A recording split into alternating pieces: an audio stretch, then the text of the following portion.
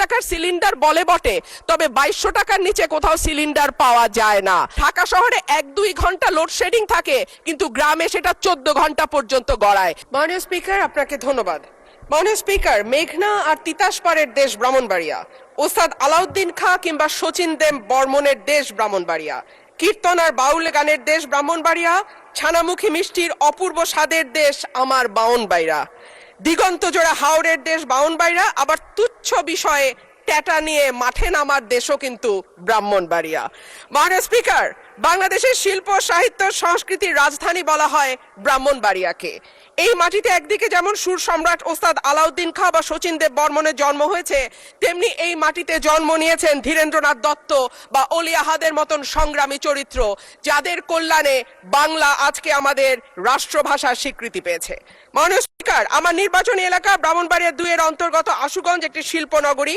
এখানে সার কারখানা, বিদ্যুৎ কেন্দ্র, চাল কল, মিল, ফ্যাক্টরি আছে, বন্দর। ব্রাহ্মণবাড়িয়ার গ্যাস যায় সারা বাংলাদেশে, কিন্তু ব্রাহ্মণবাড়িয়ার মানুষ গ্যাস পায় না। মাননীয় স্পিকার, তিতাস গ্যাস ফিল্ড বাংলাদেশের অন্যতম প্রাচীন ও প্রধান প্রাকৃতিক গ্যাস কেন্দ্র। 1962 সালে আবিষ্কৃত এই গ্যাস ক্ষেত্র থেকে বর্তমানে 22টি কূপের মাধ্যমে দৈনিক প্রায় 325 মিলিয়ন ঘনফুট গ্যাস জাতীয় গ্রিডে সরবরাহ করা হচ্ছে। 1991 সালে সরাইল উপজেলার সদর ইউনিয়নে গ্যাসের সংযোগ দেয়া হয়। শুরুর দিকে গ্রাহক ছিল 1000, বর্তমানে কাগজে কলমে 5000, কিন্তু অবৈধ সংযোগ যদি আমরা এর সঙ্গে যুক্ত করি তাহলে প্রায় 8 থেকে 9000। কিন্তু প্রত্যেকজন গ্রাহকই আছেন চরম গ্যাসের সংকটে। সরাইল সদরে 1.5 কিলোমিটার এলাকায় 6 ইঞ্চি এবং 1 কিলোমিটার এলাকায় 4 ইঞ্চি ব্যাসের পাইপ দিয়ে গ্যাস সঞ্চালন লাইন টানা হয়েছে। এরপরে পাড়ায় পাড়ায় 2 ইঞ্চি ব্যাসের পাইপ বসানো হয়েছে। কিন্তু সমস্যা হলো সকাল 7টা থেকে দুপুর 2টা পর্যন্ত গ্যাসের কোনো চাপ থাকে না, চুলা মিটমিট করে জ্বলে। এরপর মন চাইলে গ্যাস আসে 1 ঘন্টার জন্য, তারপরে আবার রাত পর্যন্ত গ্যাসের কোনো খবর নাই। দেশে গ্যাসের সংকট আছে, তার উপরে শীতকালে গ্যাসের চাহিদা আরো বাড়ে।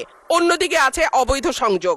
Bakhrabad gas transmission and distribution system limited Brahmanbaria কার্যালয় থেকে জানানো হয়েছে, লোকবলের অভাব সহ নানা সংকটে তাদের তদারক করা পুরোপুরি সম্ভব হচ্ছে না।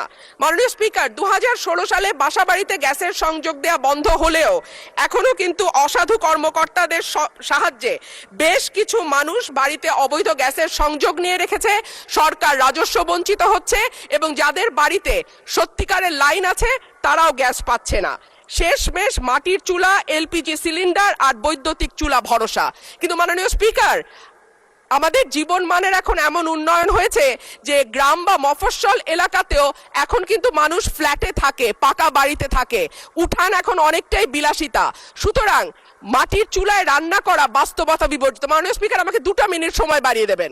মাটির চুলায় রান্না করা, মাননীয় সদস্য 1 মিনিট আপনাকে দিলাম। অন্যদিকে যদি আমরা এলপিজির দিকে তাকাই মাননীয় স্পিকার, 1940 টাকার সিলিন্ডার বলে বটে, তবে 2200 টাকার নিচে কোথাও সিলিন্ডার পাওয়া যায় না। আর আমরা যদি বিদ্যুতের চুলার কথা বলি তাহলে বলতে হয় ঢাকা শহরে 1-2 ঘন্টা লোডশেডিং থাকে, কিন্তু গ্রামে সেটা 14 ঘন্টা পর্যন্ত গড়ায়। সুতরাং গ্যাস ছাড়া আমাদের আসলে এই মুহূর্তে সত্যিকার অর্থে চুলা জ্বালাবার মতন জ্বালানি নেই।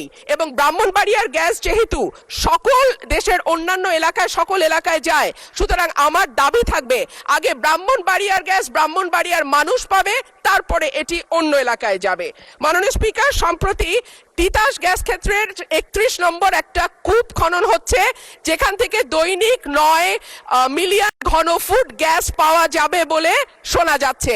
আমি আশা করব এই নতুন যে কূপ 31 নম্বর কূপ যেটা তিতাস গ্যাস ফিল্ডে খোঁড়া হচ্ছে, সেই গ্যাস আগে ব্রাহ্মণবাড়িয়ার মানুষ পাবে, তারপরে এই গ্যাস